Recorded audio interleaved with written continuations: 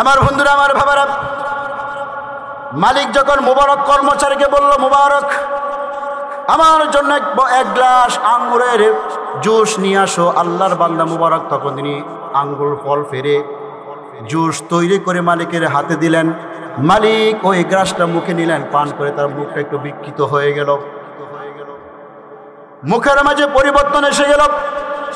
মালিক বলে, মুবারক তুমি বহুদিন যাবত আমার বাগানের কর্মচারী তুমি হিসাবে আছো, আজও তুমি জানো না কোন ফলের, কোন গাছের ফলটা টক আর কোন গাছের ফলটা মিষ্টি, তাও তুমি জানো না।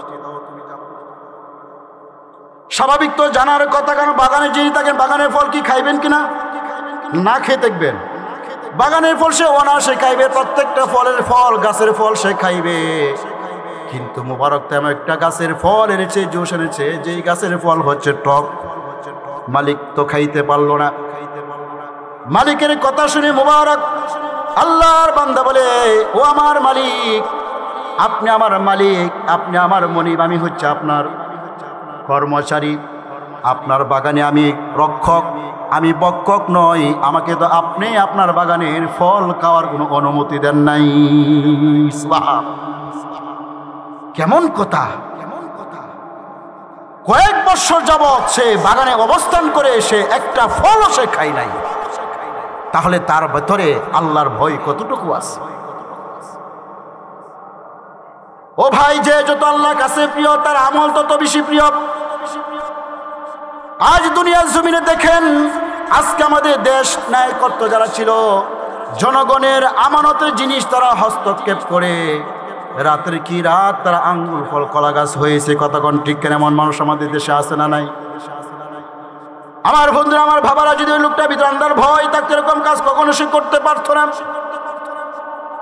মুবারক বরং আল্লাহর বান্দা, আপনি আমাকে শুধু বাগান দেখাশোনার দায়িত্ব আমাকে দিয়েছেন, ফল কার অনুমতি তো আপনি আমাকে দেন নাই। মালিক বলে, মুবারক তোমার মতন বান্দার দায়িত্ব কাজ বাগান দেখাশোনা করা নয়, তোমার কাজ হচ্ছে আল্লাহর গোলামি করা।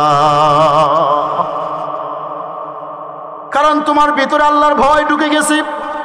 আর যার অন্তরে আল্লাহর ভয় ঢুকে যায়, সে বাগানে কাজ করতে পারে না, তাকে স্বাধীনভাবে আল্লাহর ইবাদত করার তাকে সুযোগ দিতে হবে।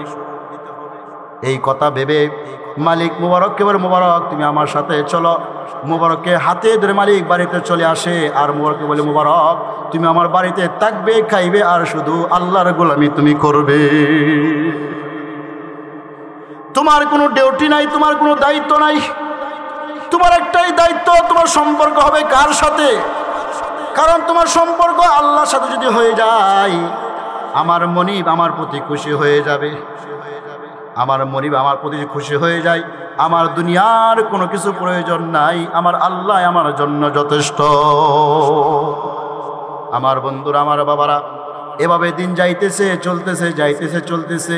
একদিন মালিক অর্থাৎ মুবারকের সাথে পরামর্শ করতেছে, মুবারক আমার একটা কন্যা সন্তান আছে, বিভিন্ন দিক কি কন্যা সন্তানের জন্য বিভিন্নভাবে ছেলেরা এখন প্রস্তাব নিয়ে আসতেছে। আমি কিংকর্তব্যবিমূঢ় হয়ে আছি, আমি কিভাবে কারোর ডাকে আমি সাড়া দিচ্ছি না।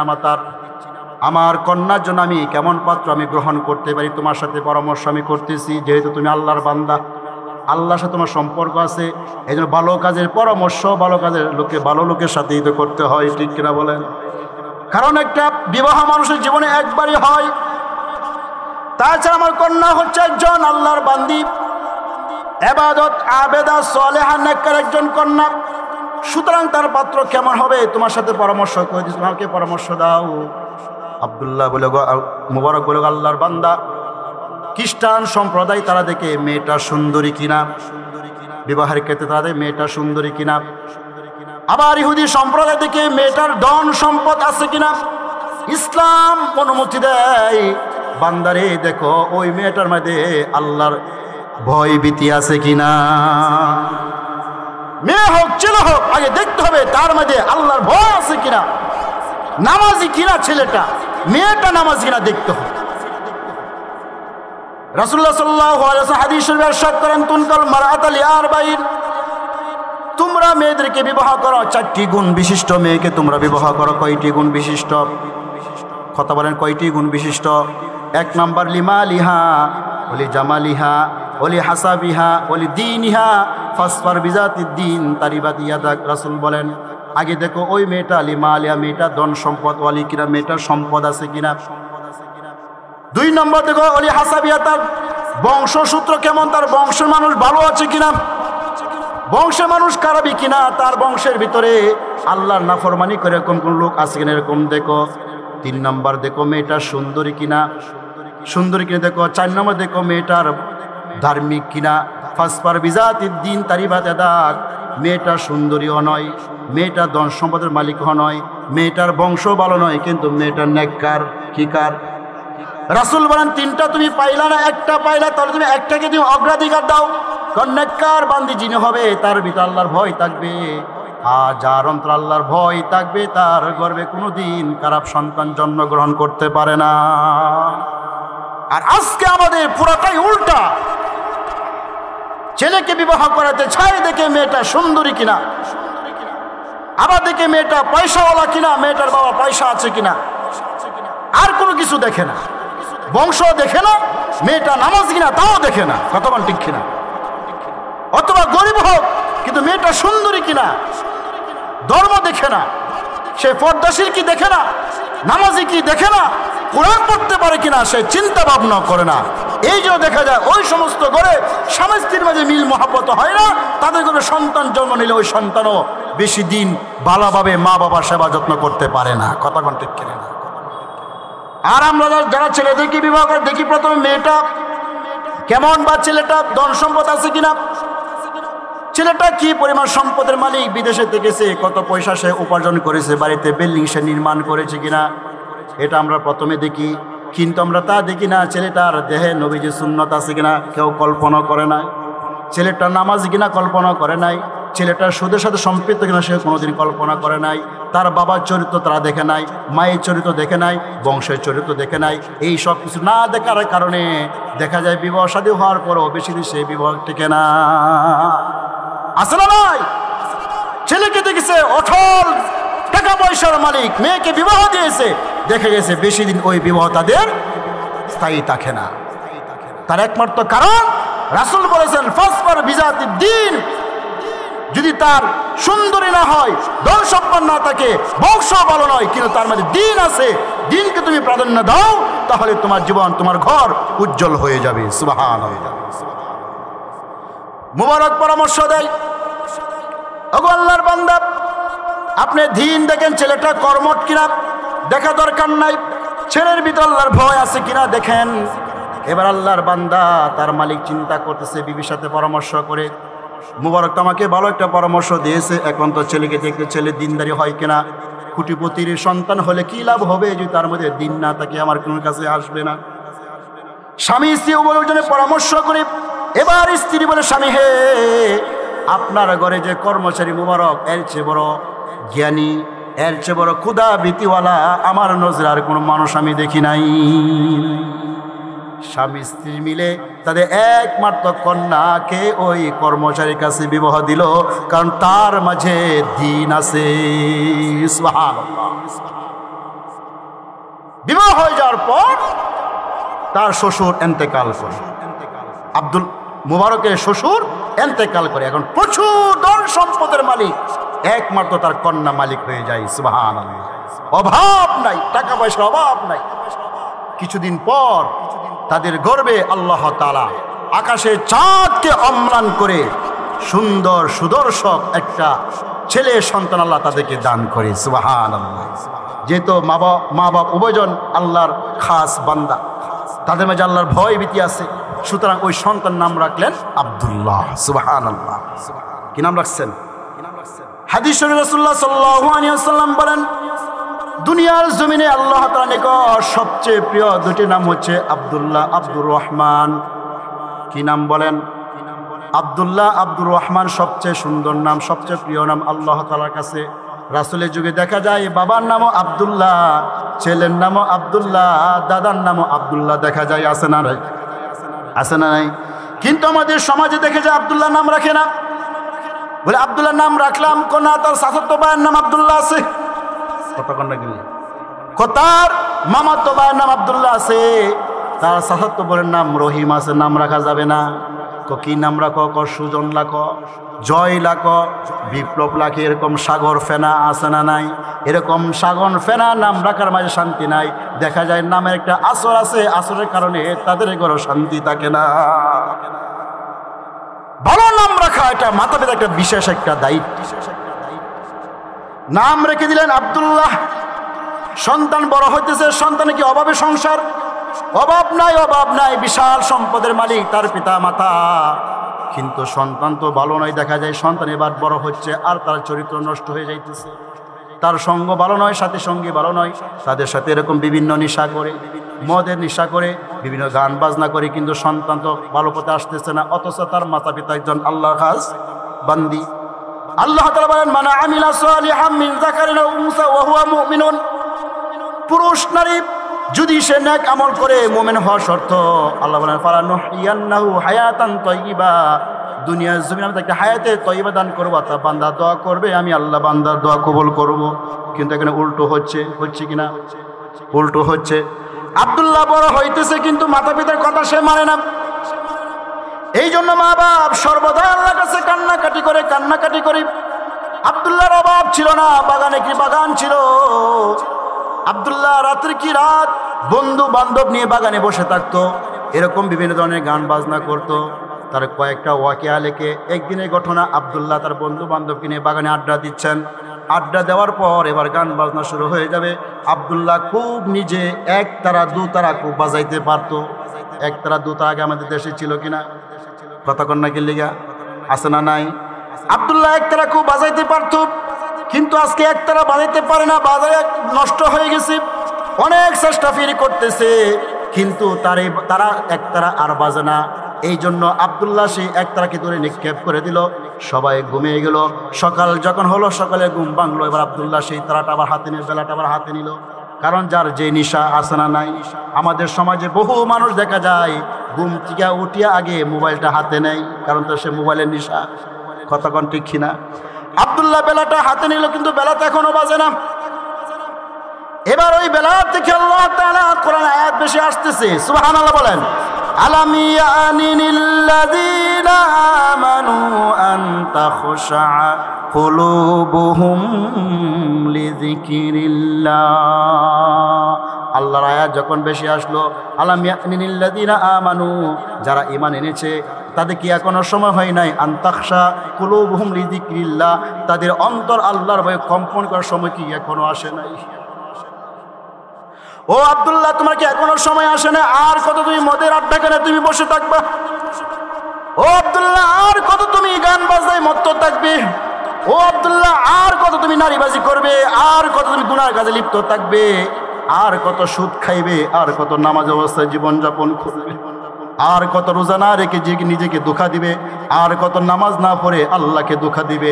আর কত সুদকে জুলুম করে নির্যাতন করে নিজের আখিরাতকে নষ্ট করবে? এখন কি সময় আসে নাই? এই আওয়াজ যখন আব্দুল্লাহ কানে বেশি আসে, আব্দুল্লাহ বেলা ধরে নিক্ষেপ করে ইমামে আজম আবু হানিফার ছাত্র হয়ে যায়। দোয়া কবুল করছে কিনা আল্লাহ? দোয়া কবুল করছে কিনা? আব্দুল্লাহ তো আল্লাহ এমন কবুল করলেন।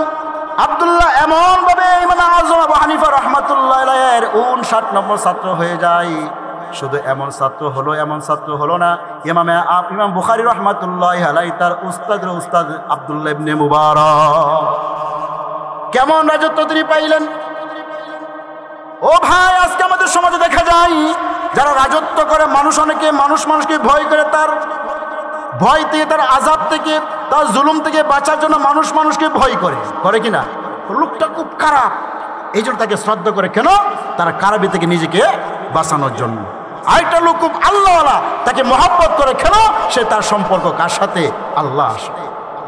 মহব্বত বেশ কম আসেনি? আছে কিনা?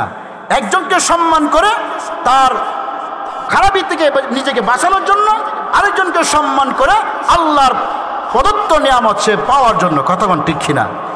আমাদের সমাজে এরকম বহু মানুষ আছে যাদেরকে মানুষ মূলত অন্তর থেকে মহব্বত করে না, বরং তার জালেম থেকে, তার জুলুম থেকে, তার অত্যাচার থেকে নিজেকে বাঁচানোর জন্য সামনে তাকে সম্মান প্রদর্শন করে থাকে। কতক্ষণ ঠিক কিনা?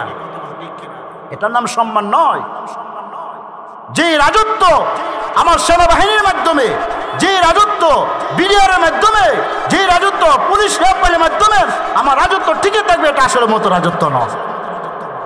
রাজত্ব ওই রাজত্ব, যে রাজত্ব পরিচালনা করার জন্য কোনো সেনাবাহিনী প্রয়োজন হবে না। কথা ঠিক কিনা?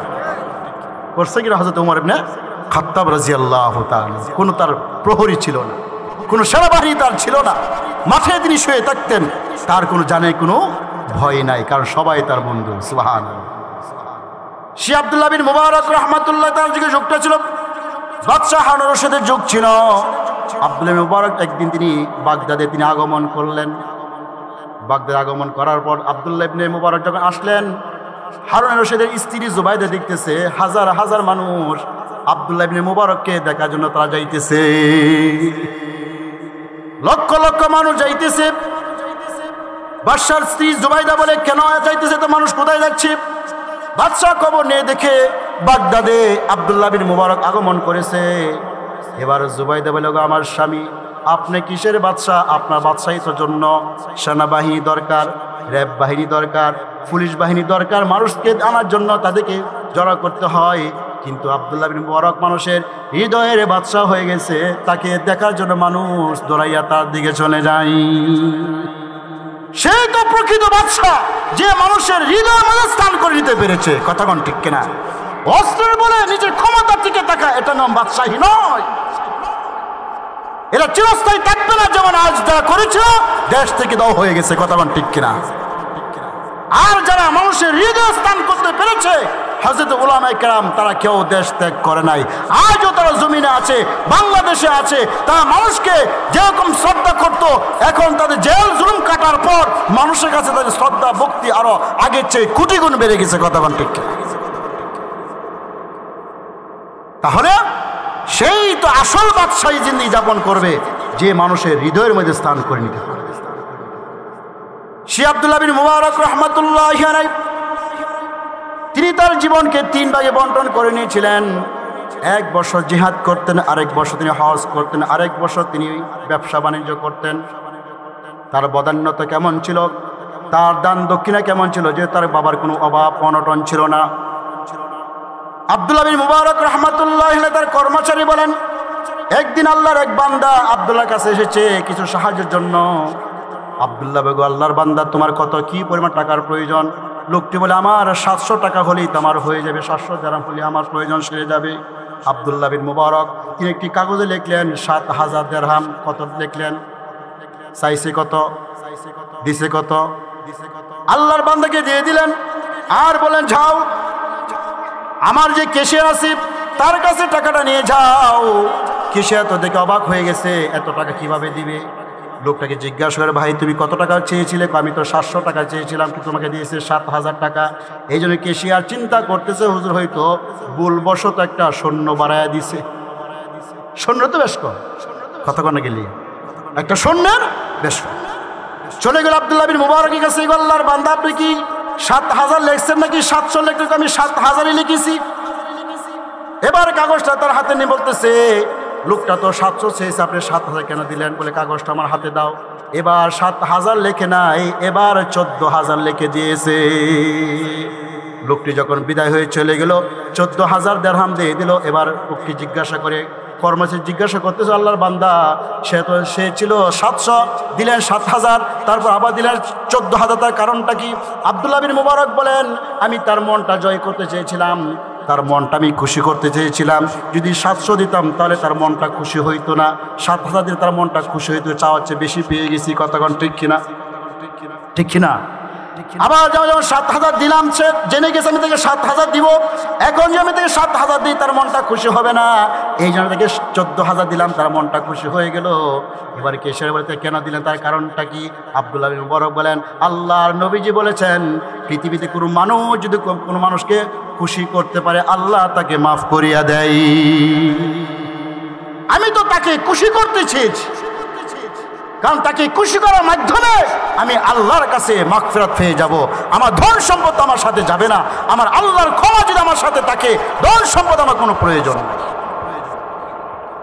শি আব্দুল্লাহ বিন মুবারক রাহমাতুল্লাহি আলাইহি তার অনেক ওয়াকিয়াত পাওয়া যায়।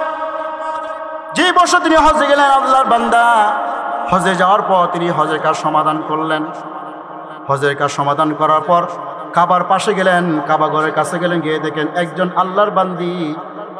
আল্লাহর বান্দি ওড়না দিয়ে চাদর দিয়ে মাথা ডেকে সেখানে বসে আছে। চিন্তা করতে লাগলেন মহিলা হয়তো তার আত্মীয় স্বজন বলে, তার কাফেলার লোককে বলে তিনি এখানে পড়ে আছেন। তাকে সালাম দিলেন, আসসালামু আলাইকুম ওয়া রাহমাতুল্লাহ। সালাম উত্তর কি হবে? বলেন, সালাম উত্তর কি হবে? ওয়ালাইকুম আসসালাম ওয়া রাহমাতুল্লাহ। স্বাভাবিক, ঠিক কিনা বলেন? কিন্তু আব্দুল্লাহ বিন মুবারক বলেন, দেখতে পারলাম, আমি শুনতে পারলাম চাদরের ভিতর থেকে আওয়াজ আসছে, সালামুন কাওলাম মির রাব্বির রাহিম। ও আব্দুল্লাহ, তোমাকে যে সালাম দিয়েছে একটা শান্তির বাণী, এটা হচ্ছে আল্লাহর পক্ষ থেকে। আমিও দোয়া করি আল্লাহ তোমার উপর শান্তি নাজিল করুন। সুবহানাল্লাহ। আব্দুল্লাহ বিন মুবারক এত বড় মুহাদ্দিস তিনি ছিলেন, এত বড় হাদিস বিশারদ তিনি ছিলেন, এত বড় ফকিহ তিনি ছিলেন, যার হাদিসের দরসে হাজার হাজার ছাত্র বসিত। তিনি কিন কর্তব্য বিমূঢ় হয়ে গেলেন। একজন বুড়ি মহিলা, সে আল্লাহর কোরআনের ভাষায় আমার সালামের উত্তর দিয়েছে, তার মাঝে কিন্তু আছে না নাই? কথা বলেন না কেন? কিন্তু আল্লাহর বান্দা প্রশ্ন করলেন, আব্দুল্লাহ প্রশ্ন করলেন, ওগো আল্লাহর বান্দি, আপনি এখানে বসে কি করতেছেন? এবারে বুড়ি মহিলা, মাইয়ুদলিলিল্লাহু ফালা হাদিয়া লা। যদি আল্লাহ তাআলা দুনিয়ার জমিনে কোনো মানুষকে পথ হারা করে দেন, গুমরাহ করে দেন, দুনিয়ার কোনো মানুষের ক্ষমতা নাই ওই বান্দাকে সঠিক পথের রাস্তা দেখানো। সম্ভব? আবু জাহেলকে নবী পারছে, আবু লাহাবকে পারছে, আবু তলেবকে পারছে, ফেরাউনকে মুসা পারছে। তাহলে বোঝা গেল আল্লাহ যাকে পথভ্রষ্ট করে দুনিয়ার নবী রাসূলও তাকে সঠিক পথে সন্ধান দিতে পারবে না। আব্দুল্লাহ বুঝে ফেলেছেন মহিলা হজ করতে এসেছে, হজের কাজ সমাধান শেষে তার কাফেরা লোকদেরকে বলে এখানে পড়ে আছে। প্রশ্ন করলাম, মা আপনার বাড়ি কোথায়, আপনি কোথায় যেতে চান? এবার বুড়ি মহিলা আল্লাহর কোরআনে ভাষা উত্তর দিচ্ছেন, সুবহানাল্লাযী আসরা বিআবদিহি লাইলাম মিনাল মাসজিদিল হারামি ইলাল মাসজিদিল আকসা। পুত পবিত্র, সমস্ত দুর্বলতা, সমস্ত অক্ষমতা থেকে সে আল্লাহ তাআলা পুত পবিত্র, যিনি আল্লাহ তাআলা তার বান্দাকে মসজিদে হারাম থেকে মসজিদ আকসা পর্যন্ত ভ্রমণ করেছেন। তার মানে হল আব্দুল্লাহ, আমি তো মসজিদ বাইতুল মুকাদ্দাস আমি যেতে চাই। আব্দুল্লাহ আশ্চর্য হয়ে যাচ্ছে, প্রশ্ন করলেন, মা তাহলে আপনি এখানে কতদিন যাবত অবস্থান করতেছেন? আব্দুল্লাহর কথা হলো মহিলাকে নিজের ভাষায় উত্তর দেওয়ানো, কিন্তু আল্লাহর বান্দা উত্তর দিচ্ছেন কোন ভাষায়? সালাসা লায়ালিন সাবিয়া, আমি বিগত 3টি রজনী পর্যন্ত সেখানে আমি অবস্থান করিতেছি। আব্দুল্লাহ তো আশ্চর্য হয়ে যাচ্ছে, প্রত্যেকটা কথার উত্তর কোরআন দিয়ে দিতেছি, অথচ তিনি জগৎ বিখ্যাত মুহাদ্দিস, তিনিও কোরআনের ভাষায় মহিলার সাথে কথা বলতে পারতেছেন না, মহিলাকে প্রশ্ন করতে পারতেছেন না, কিন্তু মহিলা প্রত্যেকটা প্রশ্নের উত্তর আল্লাহর কোরআন দিয়ে দিচ্ছে। সুবহানাল্লাহ। এবার প্রশ্ন করলেন, মা তাহলে আপনি কি খান, কি আপনি পান করেন? আপনার কাছে কোনো পানীয় বস্তু আমি দেখছি না, আপনার কাছে কোনো খাবার দেখছি না, আপনি কি খান, কি আপনি পান করেন? আল্লাহর বান্দা উত্তর দিচ্ছেন, আল্লাযী হুয়া ইউতঈমুনি ওয়া ইয়াসকিন। ওই আল্লাহ তাআলা যিনি আমাকে সৃষ্টি করেছেন, তিনি আমাকে খাওয়ান, তিনি আমাকে পান করান। আল্লাহু আকবার। অথচ আব্দুল্লাহ বিন মুবারক কত বড় আলেম তিনি ছিলেন। তার সহকর্মীরা, সহপাঠীরা বলে, আমরা যখন সকলেই একত্রিত হতাম, আমরা যদি হতাম আকাশের তারার তুলনায়, আর আব্দুল্লাহ হতো আমাদের মাঝে আকাশের চাঁদের তুলনায়। সুবহানাল্লাহ। এত বড় আলেম তিনি ছিলেন, তারপরেও তিনি বুড়ি মহিলার সাথে কোরআনের ভাষায় কথা বলতে পারতেছেন। প্রশ্ন করলেন, মা আপনার কাছে তো আমি কোনো পানি দেখছি না, আপনি কিসের মাধ্যমে উযু করেন? উযু করে আল্লাহর কদমে সাজদা দেন। নামাজের জন্য উযু দরকার আছে কিনা? কথা কন না কি লিগা? আল্লাহর বান্দা উত্তর দিচ্ছেন, ফাতায়াম্মামু সাঈদান তাইয়্যিবা সমস্যা নেই, সমাধান আল্লাহ দিয়েছেন। ও বান্দা, তুমি দুনিয়ার জমিনে এমন জায়গায় যে অবস্থান করেছে এখানে পানির সন্ধান নাই, আমি আল্লাহ তাআলা মাটিকে পবিত্র করে দিলাম, তায়াম্মুম করে আমি আল্লাহর কদমে সেজদা দাও। আব্দুল্লাহ বুঝতে পেরেছে আল্লাহর বান্দি তায়াম্মুম করে নামাজ আদায় করে। আব্দুল্লাহ বলে, মা তাহলে আমার কাছে কিছু খাবার আছে, আপনি ইচ্ছা করলে খাবার গ্রহণ করতে পারেন। আল্লাহর বান্দি খাবে হা বানা, তিনি আল্লাহ তাআলা কোরআন আয়াত তেলাওয়াত করে সেই খাবারকে তিনি তার প্রস্তাবে ডিনাই করলেন। তিনি তেলাওয়াত করলেন, সুম্মা আতিম্মুস সিয়ামা ইলাল লাইল, তোমরা রোজাকে সুবে সাদেক থেকে নিয়ে সূর্য অস্ত পর্যন্ত রোজাকে তোমরা পরিপূর্ণ করো। তার মানে আব্দুল্লাহ, আমি রোজা রেখেছি, চাইলে আমি খাইতে পারবো না। সুবহানাল্লাহ। আল্লাহর বান্দা বলে, আল্লাহর বান্দি, এটা তো রমজান মাস নয়। কি নয়? রমজান মাস নয়। আল্লাহর বান্দা উত্তর দিচ্ছেন, ওয়ামান তাতাওয়া খায়রান ফাইন্নাল্লাহা শাকিরুন আলীম। রমজান মাস নয়, বুঝলাম, সমস্যা নাই। আল্লাহ বলে, বান্দারে, তোমরা যখন ফরজ ইবাদতের পাশাপাশি নফল ইবাদত করবে, আমি সেই নফল ইবাদতেও আমি কৃতজ্ঞ করে থাকি। আব্দুল্লাহ বুঝতে পেরেছে বুড়ি মহিলা নফল রোজা রাখতেছে। কি লাগতেছে? নফল রোজা রাখতেছে। এবার আব্দুল্লাহ বলে, মা, আপনি তো মুসাফির, সফর অবস্থায় আছেন, আর মুসাফির অবস্থায় ফরজ রোজা না রাখার বিধান আছে না নাই? আছে না নাই? মুসাফির অবস্থায় ফরজ রোজা না রাখার বিধান আছে। 4 রাকাত নামাজে 2 রাকাত পড়তে হবে। আপনি এত কষ্ট করে কেন রোজা রাখতেছেন? আল্লাহর বান্দি বলেন, ওয়া আন তাসুমু খায়রুল লাকুম ইন কুনতুম তা'লামুন। ও আব্দুল্লাহ, যদি তোমরা জানতে, সফর অবস্থায় রোজা রাখাটাই তোমাদের জন্য শ্রেয় ছিল। সুবহানাল্লাহ। আল্লাহর বান্দা প্রশ্ন করতেছেন, কিন্তু কোনোভাবেই বুড়ি মহিলাকে তার নিজস্ব ভাষায় কথা বলাতে পারছেন না, অথচ একজন নারীর জ্ঞান পুরুষের চেয়ে অর্ধেক। কিন্তু আব্দুল্লাহ দেখতেছে ওই নারীর জ্ঞান তার চেয়েও বেশি। আর সব মহিলা একরকম নয়। উম্মাহাতুল মুমিনিন হযরত আয়েশা রাদিয়াল্লাহু তাআলা আনহা, তার জ্ঞান, তার ইলম সাহাবীদের সমান হতে পারে না, কোনো সাহাবীর সমান হতে পারে না। তার অনেক জ্ঞান ছিল। আল্লাহ নবী দুনিয়া থেকে যাওয়ার পর সাহাবায়ে কেরাম যখন কোনো সমস্যা সম্মুখীন হতেন, আম্মা জান আয়েশা থেকে সেই সমস্যার সমাধান দিতেন। সুবহানাল্লাহ। আব্দুল্লাহ প্রশ্ন করে, মা, তাহলে আপনি আমার ভাষায় কেন কথা বলছেন না? আপনি নিজস্ব ভাষায় কেন কথা বলছেন না? এবার আল্লাহর বান্দি কোরআন কারীম আয়াত তেলাওয়াত করে তার উত্তর দিচ্ছেন, মা ইয়ালফিজু মিন কাউলিন ইল্লা লাদাইহি রাকিবুন আতীদ। আমরা যে কথোপকথন দৈনিক কথাবার্তা বলতেছি, প্রত্যেকটা কথাবার্তা রেকর্ড হওয়ার জন্য 2 কাঁধে 2 জন ফেরেশতা আছে না নাই? কিরামান কাতিবিনা ইয়ালামুনা মা তাফআলুন। ঘরে দরজা জানালা বন্ধ করে শীতের মাঝে মুখ দেখে, কম্বল দিয়ে, লেপ দিয়ে, খেতে দিয়ে মুখ দেখে মোবাইলের মাধ্যমে যে অপকর্ম করতেছেন, একথা মনে করেন না আল্লাহ দেখে না? একথা মনে করেন না? আল্লাহ দেখার জন্য 2 জন সিকিউরিটি গার্ড আমাদের সাথে আছে না নাই? ও আব্দুল্লাহ, আমাদের প্রত্যেকটা কথা রেকর্ড হচ্ছে, চাই ভালো হোক আর মন্দ হোক। এই জন্য আমি প্রতিজ্ঞা করলাম, আমি যতদিন বেঁচে থাকবো কোরআনের ভাষায় কথা বলবো। আমার তো গুনাহ হবে না বটে, প্রত্যেকটা হরফের বিনিময়ে আমার আমলনামায় 10টি করে নেকি লেখা হয়ে যাবে। আব্দুল্লাহ প্রশ্ন করলেন, মা, তাহলে আপনার বংশ পরিচয় কি? এটা তো কোরআন শরীফে নাই। আপনি কোন বংশের নারী?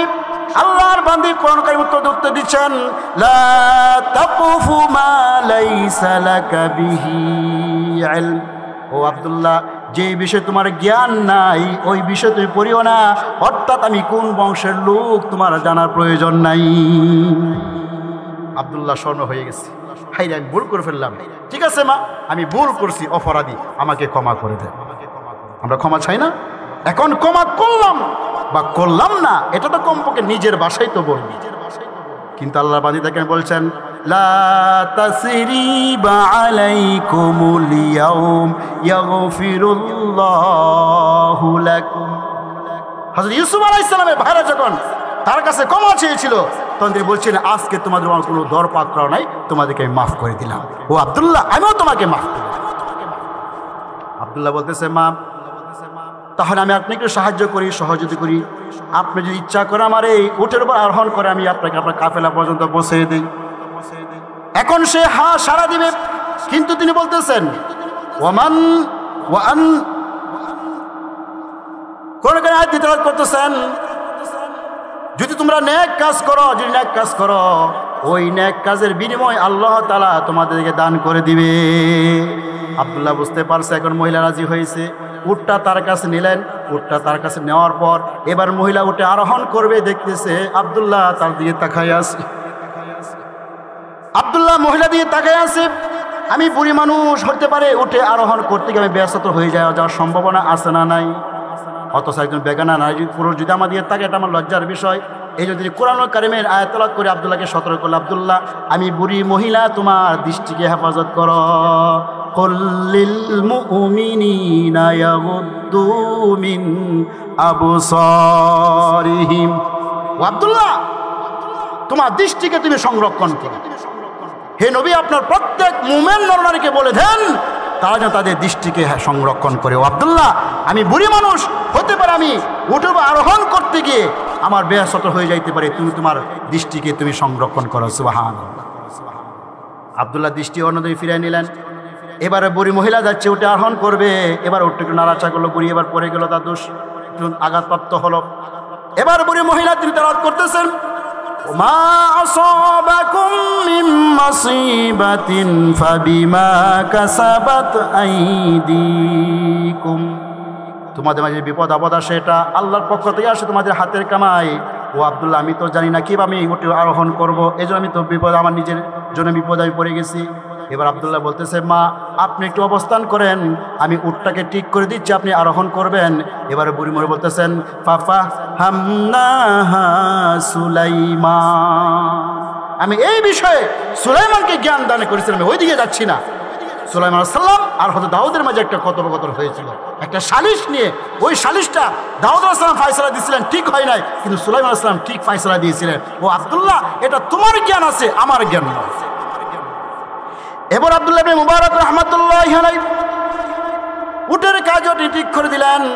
বুড়ি মহিলা উটে আরোহণ করলেন, দোয়া করলেন, সুবহানাল্লাযী সাখখারা লানা হাযা ওয়া মা কুন্না লাহু মুকরিনিন ওয়া ইন্না ইলা রাব্বিনা লামুনকালিবুন। দোয়া করলেন, উটে আরোহণ করলেন।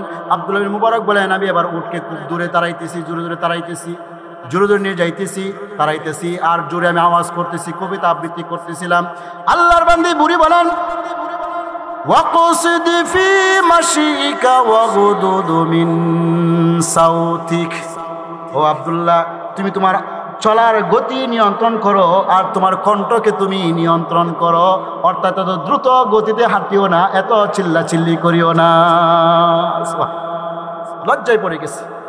এবার আব্দুল্লাহ বলে, আমি এখন আস্তে আস্তে হাঁটতেছি আর গুনগুনায় আমি কবিতা আবৃত্তি করতেছি।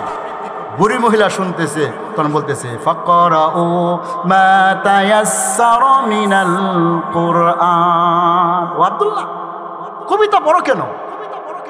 কোরআন তেলাওয়াত করো। কোরআনকে আল্লাহ তাআলা সহজ করে দিয়েছে। সব অবস্থায় কোরআন পড়ার অনুমতি আছে না নাই? উযু দরকার আছে? যদি আপনার ফরজ গোসলের প্রয়োজন না হয়, উযু থাকুক না থাকুক, আপনি কোরআন পড়ার মাঝে কোনো বাধা নাই। ও আব্দুল্লাহ, তুমি কোরআন তেলাওয়াত করো, তুমি এভাবে তুমি কবিতা পড়তেছো কেন? আব্দুল্লাহ ইবনে মুবারক বলেন, এখন আমি আর কোনো কথাবার্তা তার সাথে বলে অনেকক্ষণ চলতে লাগলাম। চলতে চলতে বললাম, একবার প্রশ্ন করলাম, মা আপনার কি ছেলে সন্তান আসেনি? কমপক্ষে এই প্রশ্নের উত্তর তো নিজের বাসায় দিল। কি কোন আমার ছেলে আছে, মেয়ে আছে, 2টা ছেলে আছে, 3টা মেয়ে আছে, এটা কি কোরআনে আছে? কথা কন না গেলি, কোরআনে আছে? কিন্তু আল্লাহর বান্দি কত সুন্দর করে কুরআনুল কারীমের আয়াতের উত্তর দিলেন, আল মালু ওয়াল বানুনা জিনাতুল হায়াতিদ দুনিয়া। ধন সম্পদ, ছেলে সন্তান হচ্ছে দুনিয়া জীবনের চাকচিক্য। ছেলের সন্তান না থাকলে মানুষ তাকে আটকোরা কয়। কথা কর না কি লিগা? ধন সম্পদ না থাকলে সমাজে তার কোনো দাম নাই, হ্যাঁ প্রতিপন্ন করে। ও আব্দুল্লাহ, আল্লাহ তাআলা আমাকে ছেলেও দিয়েছে, মেয়েও দিয়েছে, আমাকে আল্লাহ তাআলা সম্পদের মালিকও বানিয়ে দিয়েছে। বুঝলাম, ঠিক আছে। তাহলে আপনার সন্তানদের নাম কি? সাগর, বিপ্লব, জয়, পরামর্শ টরামর্শ এই কোরআনে আছে। কমপক্ষে সন্তানদের নাম তো নিজের বাসায় তো বলবে, কথা কর না কি লিগা? কিন্তু আল্লাহর বান্দি দেখেন কত সুন্দর করে কুরআনুল কারীম আয়াত তেলাওয়াত করে সন্তান নাম বলে দিলেন। ওয়া কাল্লামাল্লাহু মূসা তাকলিমা ইয়া ইয়াহইয়া খুযিল কিতাবা বিকুওয়া ওয়াত্তাখাযাল্লাহু ইব্রাহিমা খলিলা। আল্লাহর বান্দি তিনটি আয়াত তেলাওয়াত করলেন। তিনটি আয়াত তেলাওয়াত করে তিনজন সন্তান মূসা, ইয়াহইয়া, ইব্রাহিম, তিনজন সন্তানের কথা বলে দিলেন। এবার চলতেছে চলতেছে চলতেছে। এবার প্রশ্ন করলাম, মা তাহলে আপনার সন্তানরা কি চাকরি করে, কি কাজ করে, তাদের কর্ম কি? কমপক্ষে কাজটা নিজের ভাষায় বলবে। কিন্তু আল্লাহর বান্দি এই কথাটা উত্তর আল্লাহ কোরআন দিয়ে বলেন, ওয়া আলামাতি ওয়া বিন নাজমি হুম ইয়াহতাদুন। আকাশে এমন কিছু নক্ষত্র আছে যেই নক্ষত্রের মাধ্যমে মানুষ পথের সন্ধান পায়। আব্দুল্লাহ বুঝতে পারলো ওই তার ছেলে ওই কাফেলার রাহবরি করে। আমার বন্ধুরা, আমার বাবারা, এক পর্যায়ে কাফেলার কাছে বলে গেল, তার সন্তানদেরকে যখন দেখা হলো, এবার ওই মহিলা নিজের থেকে কিছু টাকা বের করে সন্তানদের বলতেছে, ফাবআসু আহাদাকুম বিওয়ারিকুম ইলাল মাদিনাহ। সন্তান বলতেছে, ওর সময় সন্তানরা এই টাকা পয়সা নিয়ে বাজারে যাও, কিছু খাবার করে নিয়ে আসো। খাবার করে কিনে আসলো। রান্না বান্না করার পর আব্দুল্লাহর সামনে খাবার রাখলো। এবার তো বলবে খাও, এ কথা নিজের ভাষায় বলবে, কিন্তু না, তিনি বলছেন কুলু ওয়াশরাবু হানিআম বিমা আসলাফতুম ফিল আইয়ামিল খালিয়া। ও আব্দুল্লাহ, খাও, পান করো, বিগত সময় তুমি আমার যে কষ্ট করেছো এর বিরুদ্ধে তুমি খাও আর পান করো। সুবহানাল্লাহ। আব্দুল্লাহকে আমি খাইতাম না। তার সন্তান জিজ্ঞাসা করতেছে, ও আল্লাহর বান্দারা, যতক্ষণ পর্যন্ত আমাকে এই উত্তর দেওয়া না হবে তোমার মা কতদিন যাবৎ কোরআনে ভাষায় কথা বলে, ততক্ষণ আমি এই খাবার গ্রহণ করব না। সন্তানরা বলে, আল্লাহর বান্দা, আমাদের জানা নাই, তবে আমরা জন্ম হওয়ার পর থেকে নিয়ে অবধি পর্যন্ত আমরা গণনা করেছি আমাদের মা 40 বৎসর হয়ে গেছে আল্লাহর কোরআনের ভাষায় কথা বলে না।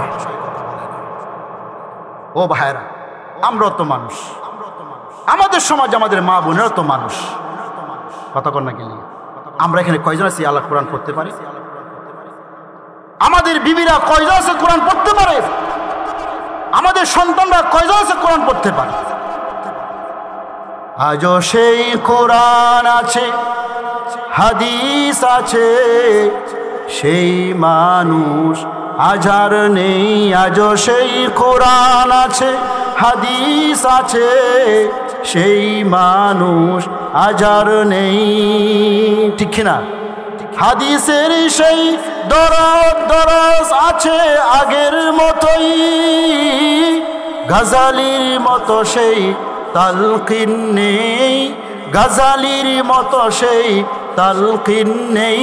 আজও সেই কোরআন আছে, হাদিস আছে, সেই মানুষ আজ আর নেই। ঠিক না বলেন? আজানের সেই ধ্বনি আছে আগের মতোই, বেলালের মতো সেই কণ্ঠ নেই, বেলালের মতো সেই কণ্ঠ নেই। আছে হাজরত বেলাল যে মনে যতক্ষণ নবীজির মহব্বত ভালোবাসা নিয়ে আজান উচ্চারণ করতো, আজকের মুয়াজ্জিনদের বেশ কম আছে না নাই? তো ভাই, দোস্ত, বুজুর্গ, বলতেছিলাম এই কোরআন নেক কাজ, আপনি যদি নেকি বান্দা হন, আপনার প্রত্যেকটা দোয়া আল্লাহ কবুল করবে। এই জন্য আমাদের সকলকে কোরআনের সাথে সম্পৃক্ত হওয়া দরকার আছে না নাই? কোরআনের মহব্বত, কোরআনের আজমত, কোরআনের ভালোবাসা আমাদের অন্তরে থাকা দরকার আছে। আমাদের প্রত্যেকের ঘরে কোরআন আছে, কিন্তু কোরআন তেলাওয়াত করি কয়জন? কয়জন কোরআন তেলাওয়াত করতেছে? অথচ আল্লাহর একজন বান্দা হযরত বিশর হাফি রহমাতুল্লাহি আলাইহি, তিনি আল্লাহ তাআলার কোরআনুল কারীমের ছোট্ট একটা আয়াত হবে, আমরা বিসমিল্লাহির রহমানির রহিম বলতে পারি। এই বিসমিল্লাহির রহমানির রহিমকে ইজ্জত করে সম্মান করে মক্কুর থেকে আল্লাহর ওলি হয়ে গেছে। সুবহানাল্লাহ। কিতাবে ওয়াকিয়া লেখে আল্লাহর বান্দা বিশর হাফি রহমাতুল্লাহ আলাইহি, নাম তার বাশার, প্রতিদিন মদের আড্ডায় কানায় যায়, মদ পান করে বেহুশ হয়ে পড়ে থাকে। একদিন আল্লাহর বান্দা বিশর হাফি সেই মদের আড্ডায় কানায় যাইতেছে, যাওয়ার পথে থেকে রাস্তার মধ্যে একটা কাগজের টুকরা আছে, সেই কাগজের টুকরার মধ্যে আরবি লেখা। আরবি মানে কোরআন। আরবি মানে কি? আরবি মানে তার এতটুকু জানা আছে পৃথিবীর জমিনে যত গ্রন্থ আছে একমাত্র গ্রন্থ কোরআনে আরবি ভাষায় রচিত। বিশ্বব্যাপী চিন্তা করতে লাগলো, অবশ্যই এটা আল্লাহর কোরআন, আল্লাহর কোরআন, এটাকে এভাবে রেখে যাওয়া আমাদের সম্ভব হবে না। বিশ্বব্যাপী সেই কোরআন কারিমের সেই পাতাটা তিনি উঠাইলেন, তার মধ্যে ময়লা ছিল, ময়লা তিনি পরিষ্কার করলেন। বাড়িতে গেলে মাকে প্রশ্ন করে, মা এতে কি লেখা আছে? মা বলে, ওগো আল্লাহর আমার সন্তান, এটা তুমি কোথায় পেয়েছ? বিশ্বব্যাপী বলে, মা রাস্তায় চলতে গিয়ে রাস্তার মধ্যে পড়েছিল, আমি সেই কাগজটা আমি উঠাই নিয়ে আসলাম। তার মা বলে, গো আমার সন্তান, এই কাগজের মধ্যে তোমার প্রভু যিনি তোমাকে সৃষ্টি করেছে আল্লাহ রাব্বুল আমিনের 3টি নাম লেখা আছে, বিসমিল্লাহির রহমানির রহিম। এই কাজ আল্লাহ তাআলার 3টি নাম লেখা আছে। আল্লাহ রহমান এবং রহিম কার নাম বলেন? বাশার বলে, মা তাহলে এই কাগজটা কোথায় রাখা যায়? মা বলে, বাশার রে, এই কাগজের টুকরাটা ঘরের সর্বোচ্চ রেখে দাও। বাশার আল্লাহ তাআলার এই বিসমিল্লাহির রহমানির কাগজের টুকরাটা ঘরের সর্বোচ্চ জায়গায় তিনি রেখে দিলেন। মদের আড্ডাখানায় চলে গেলেন। আর তখনকার যুগে যোগ শাস্ত্র বুজুর্গ হযরতে হাসান বসরি রহমাতুল্লাহ আলাইহির কাছে গায়েবী আওয়াজ আসলো, ও হাসান বসরি, তুমি মদের আড্ডাখানায় যাও, আমার একজন বান্দা বাশার করে নাম, তাকে আমার সালাম দাও, তাকে এবং সুসংবাদ দাও, আমি বাশারকে আমার ওলিদের নামের কাতারে তার নাম আমি আল্লাহ লিপিবদ্ধ করে দিয়েছি। আল্লাহর বান্দা হাসান বসরি রহমাতুল্লাহি আলাইহি গায়েবী আওয়াজ শুনে তিনি চলে গেলেন ওই মদের আড্ডাখানায়। মানুষকে প্রশ্ন করেন, তোমাদের মাঝে বাশারকে? মানুষ বলে, হুজুর আপনি হুজুর মানুষ, আপনি এখানে কেন আসলেন? এখানে ভালো মানুষ তো আসে না, ভালো মানুষ এখানে আসে না, আসার কথা নয়। আমার মতন হুজুর যদি সিনেমা হলের সামনে দিয়ে যা, ব্যবসাখানা সামনে দিয়ে যা, মানুষকে তাকে ভালো করবে না মন্দ করব? বলে, হুজুর দিয়ে কাম করে, বুঝেন না? কি কাম করে বুঝেন না? আরে বনিয়াই তো মেয়ে বাঁচতে পারে না। আরে কথা কর না গেলি, বনিয়াই তো বাঁচতে পারে না, মামলা খায়লা কর, দর্শনের মামলা। শেষ পর্যন্ত ফাইসালা হয়েছে বেলা খুসুল ফাইসালা, কোনো অপরাধ নাই, তার নিজের বউই ছিল। বউ নিয়ে মামলা খায়লা, বউ সাজে আপনি যদি ব্যবসাখানার সামনে দিয়ে যান, মানুষ ও হুজুর বুঝি তলে তলে এই কাম করে। কথা কর না গেলি। মানুষ প্রশ্ন করলো, আল্লাহ বান্দা আপনাকে আসছেন কেন? হাসান বসরি বলে, আমি এখানে আসি নয়, আমাকে পাঠানো হয়েছে। এবার আমাকে বলো বাশার কোথায়? ওই যে দেখো মদ খেয়ে এখানে পড়ে আছে, বাশার সেখানে অজ্ঞান হয়ে পড়ে আছে।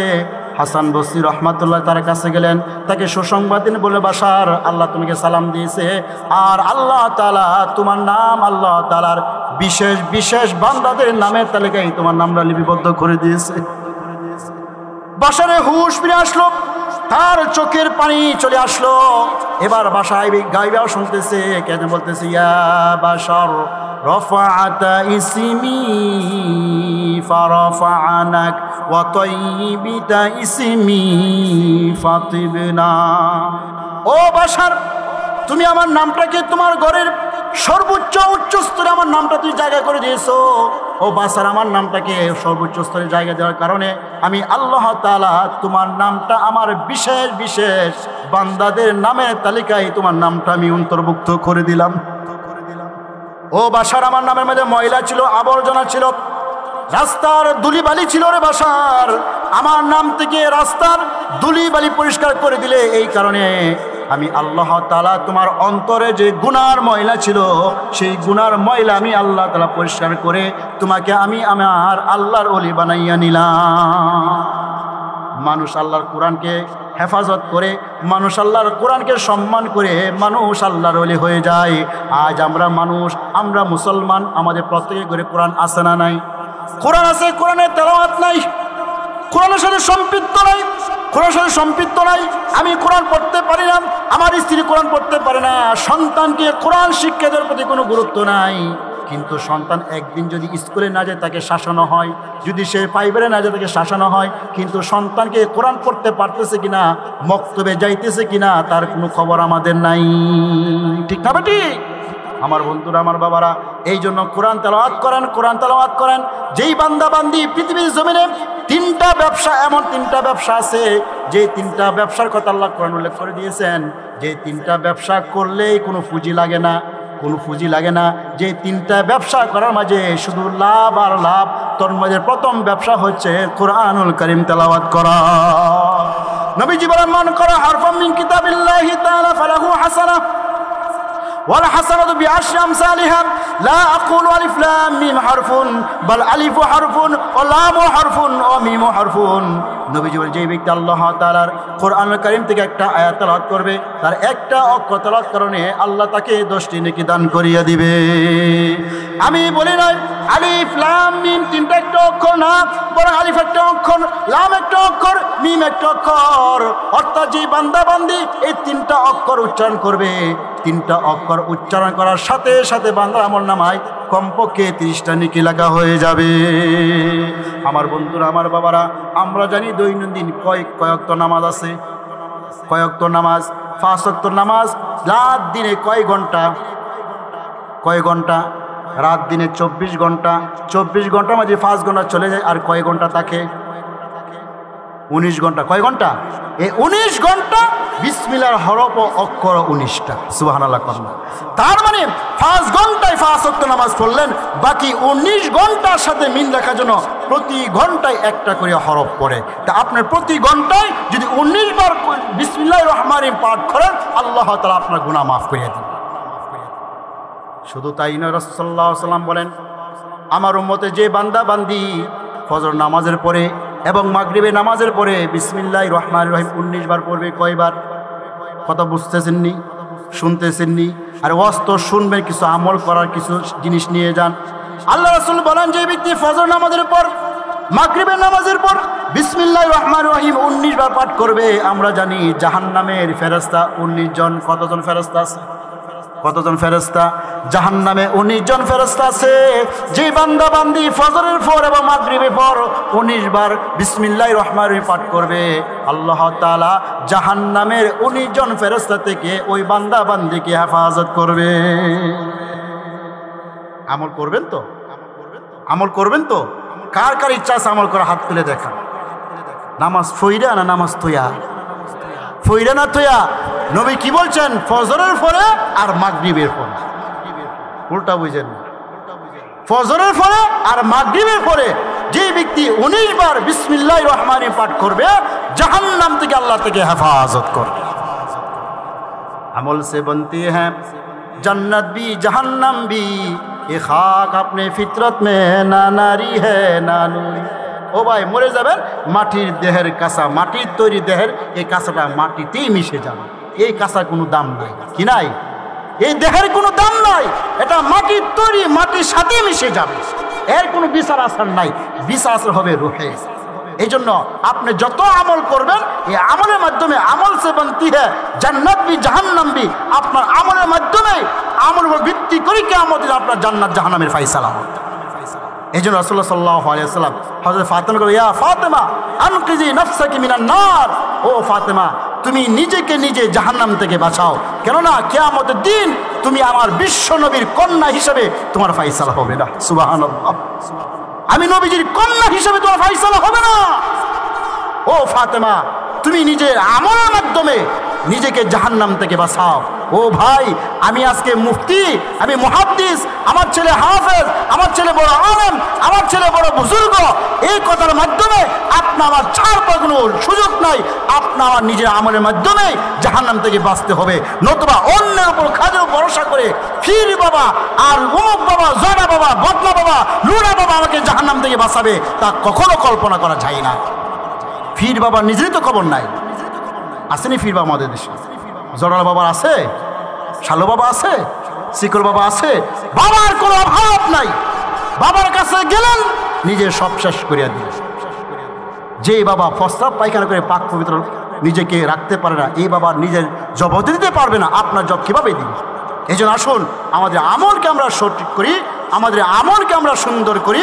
মানে আমিলা সালিহাম মিন যাকারিন আও উনসা ওয়া হুয়া মুমিন, আল্লাহ বলেন যে ব্যক্তি পুরুষ নারী মন অবস্থায় যদি নেক কাজ করে, দুইটা পুরস্কার, দুনিয়া থেকে হায়াতে তাইয়্যিবা দান করা হবে, সুন্দর সুখময় জীবনটা দান করা হবে, কিয়ামতের মাঠে বান্দার প্রত্যেকটা নেক কাজের বিনিময় আল্লাহ তাকে প্রতিদান দেবে। আল্লাহ রাব্বুল আলামিন আমাদের সকলকে যে সমস্ত কথাবার্তা বলেছি, বিশেষ করে 5 ওয়াক্ত নামাজের পাশাপাশি যে আমলের কথা বললাম এবং কোরআন তেলাওয়াতের তৌফিক দান করুন।